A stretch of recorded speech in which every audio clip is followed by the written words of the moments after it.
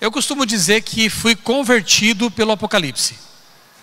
Claro que não foi pelo Apocalipse necessariamente, foi pelo Deus do Apocalipse.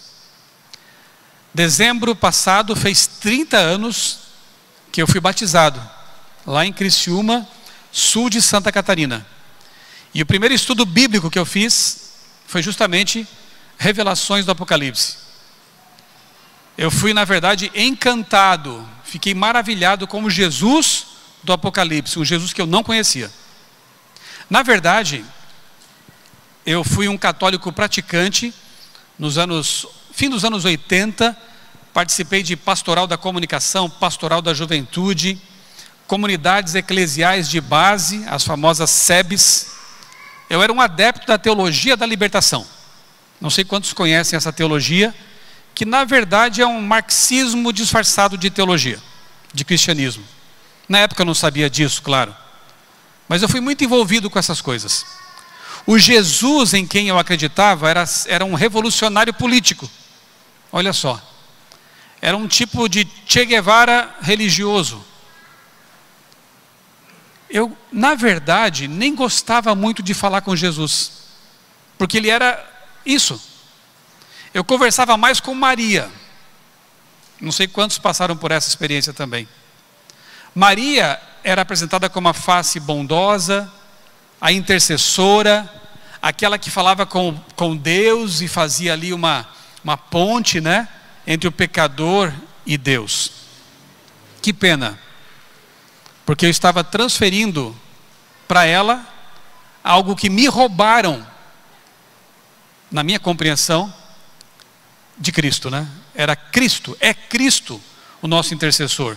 É Cristo quem faz essa ponte, só Ele pode fazer isso, porque só Ele viveu neste mundo sem pecado.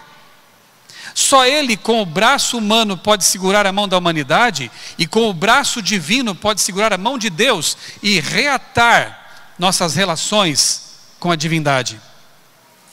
Satanás sempre odiou, desde que o pecado se aninhou no coração dele, pelo menos, claro. Satanás odeia Jesus. Satanás ambicionou a posição de Jesus, e ao longo da história ele vem fazendo de tudo que pode para rebaixar Jesus, ou a categoria de um anjo apenas, como alguns creem, ou a categoria de um semideus, criado pelo Pai em algum momento do passado, um semideus, ou então meramente pior e mais baixo do que tudo isso, um humano revolucionário que queria reformar o mundo aqui na terra e expulsar os romanos e restabelecer um trono meramente humano, o de Davi. De qualquer forma, Satanás ganha quando consegue plantar na cabeça das pessoas que Jesus ou é apenas um anjo, ou é um semideus, ou é um humano que lutou contra uma estrutura política. Infelizmente, durante alguns anos da minha adolescência e juventude, eu criei no Jesus revolucionário. E por isso eu não tinha intimidade com ele. Quem é que gosta de estar perto de um cara, né, irado, nervoso, que quer só falar de política, destruir estruturas e que não oferece uma esperança eterna? Sabiam que eu era um líder de igreja? Passei um tempo no seminário, porque eu pensei até em ser padre, num momento da minha vida lá. E eu nunca tinha ouvido falar da volta de Jesus. Acreditam nisso? Eu dava palestras para freiras, nos conventos, sobre comunicação, com 16 anos, 17. Participava de reuniões na diocese, lá no sul, diocese de Tubarão. Eu tenho fotos, tenho documentos para provar tudo isso que eu estou falando. E eu nunca tinha ouvido falar em volta de Jesus. Por quê? Porque a teologia da libertação não se preocupa com o transcendente, com o futuro. Ela quer resolver os problemas de agora, pela via política. Nós falávamos muito assim: nós temos que implantar o reino de Deus na terra. Esse era o verbo que usávamos.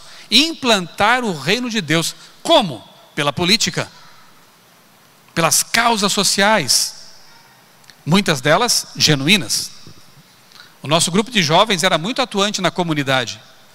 Ajudávamos as pessoas carentes, fazíamos campanhas, quermesses, coisas muito interessantes e boas.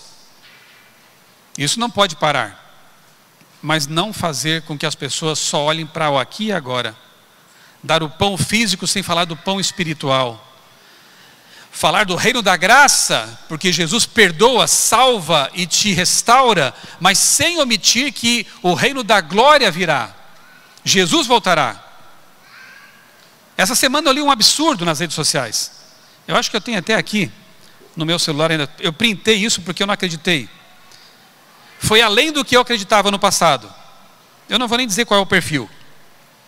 Mas a pessoa conseguiu escrever o seguinte: esse fetiche religioso pela volta imediata de Jesus é de um egoísmo sem tamanho, que é difícil acreditar que venha realmente de cristãos. A pessoa chama a volta de Cristo de fetiche. Uma pessoa que deseja a volta de Jesus para agora, está pensando apenas em si mesma, confiando em uma suposta salvação que ela acha que já está garantida para ela, e não está? Você não tem certeza da salvação agora? Em Cristo? Não pensa nas pessoas que ainda não foram alcançadas por Cristo. Quem tem esse fetiche religioso está tão longe de Deus, e eu não vou ler o resto porque aí é uma expressão aqui de pura política. Só pode ser. Enfim. Pregar a volta de Jesus é egoísmo? Toda vez que eu vejo uma criança de rua, toda vez que eu vejo uma pessoa mendigar e dormir com a barriga roncando, eu só penso numa coisa: Jesus tem que voltar. Porque a solução definitiva para o lodaçal no que estamos envolvidos é a volta de Jesus. E enquanto Ele não vem, vamos pregar. Não é fetiche, é esperança. Fetiche é essa religião política que não enxerga um palmo além dos olhos, que pensa que a solução do mundo é como eu pensava no passado, né? São decisões políticas. Não há governo que vá salvar esse mundo, porque todos são corrompidos. O poder corrompe. Nós precisamos desesperadamente de uma intervenção do alto, a volta de Jesus. Isso me ofende. Eu sou um adventista do sétimo dia. O meu nome de igreja já fala da fé que eu tenho. Eu creio no advento de Cristo.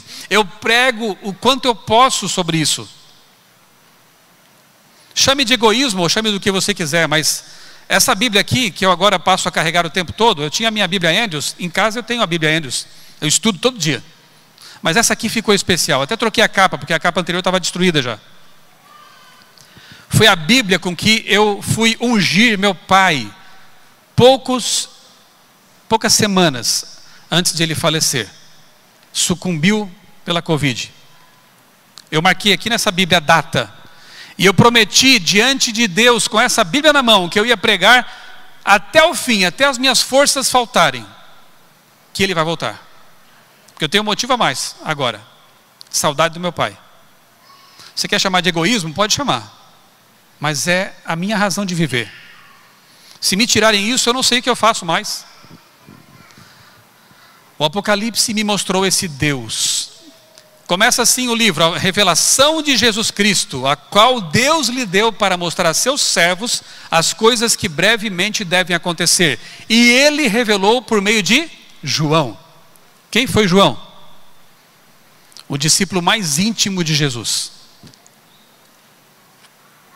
Aquele jovem que amava profundamente Cristo de tal forma que a convivência com ele o transformou de filho do trovão em discípulo do amor.